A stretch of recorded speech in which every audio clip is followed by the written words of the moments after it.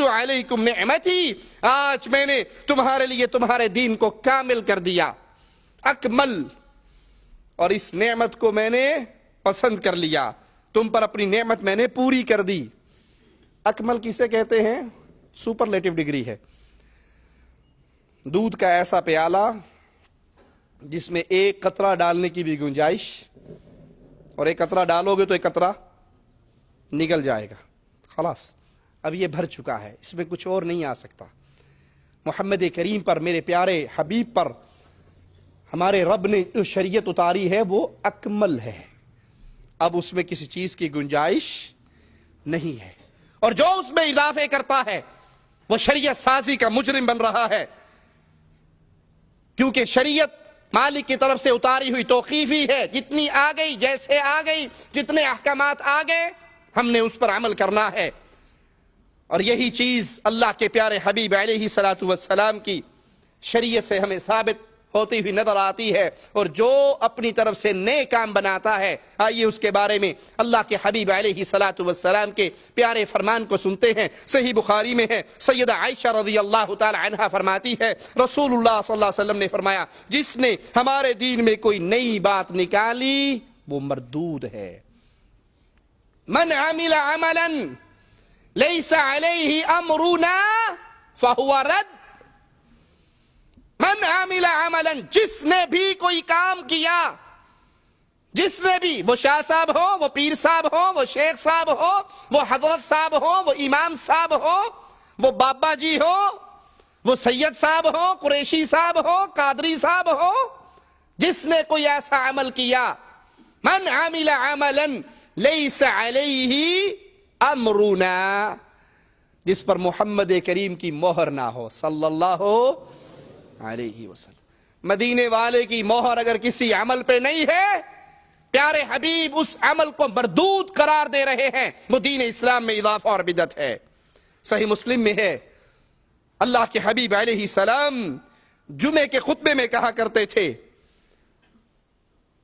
کہ ہر نیا کام دین میں بدعت ہے، اور ہر بدعت گمراہی ہے، اور ہر گمراہی جہنم میں لے جاتی ہے۔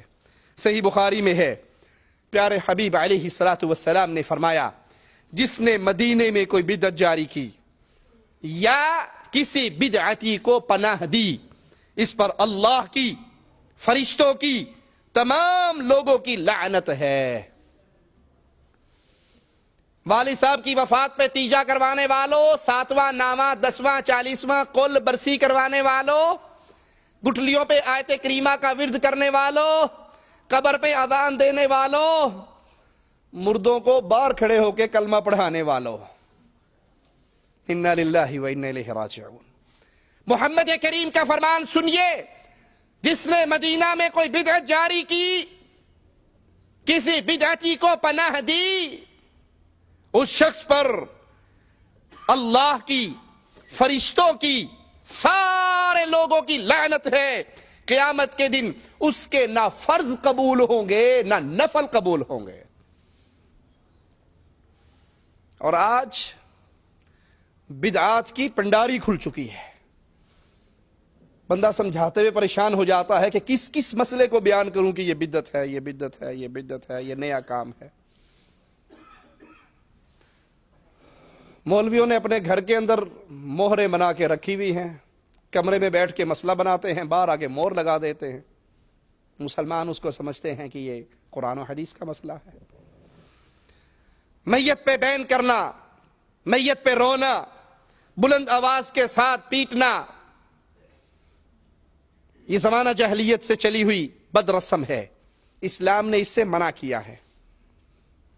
آپ نے دیکھا نہیں، پنجاب کے دیہاتوں کے اندر کسی کے گھر کوئی فوت ہو جائے تو 1 میل دور سے آوازیں بین کرنے کی، عورتیں باقاعدہ کرائے پہ آتی ہیں اور جاتے ہوئے کہتی ہیں ایڈا رو آگے گئی ہیں، کوئی شے دے دیو۔ ان کو بھیجنا، بلانا نہیں پڑتا۔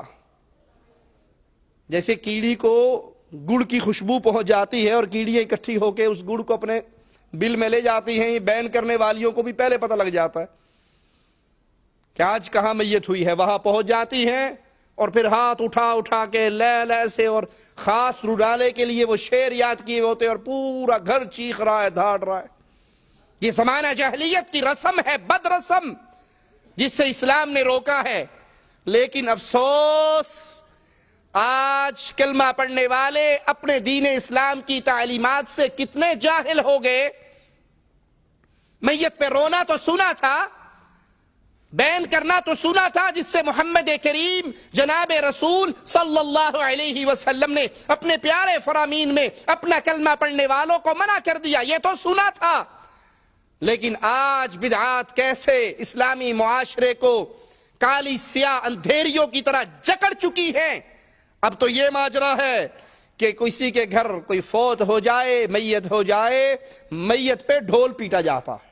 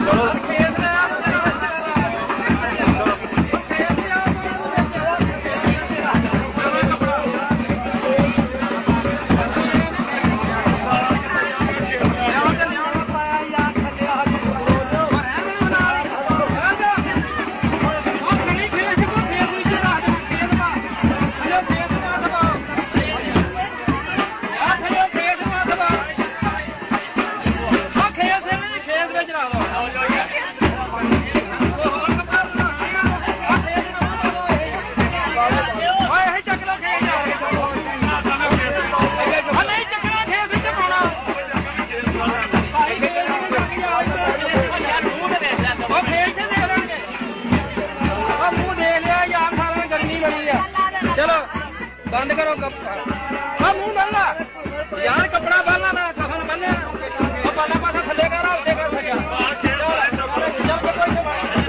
اللہ شہادت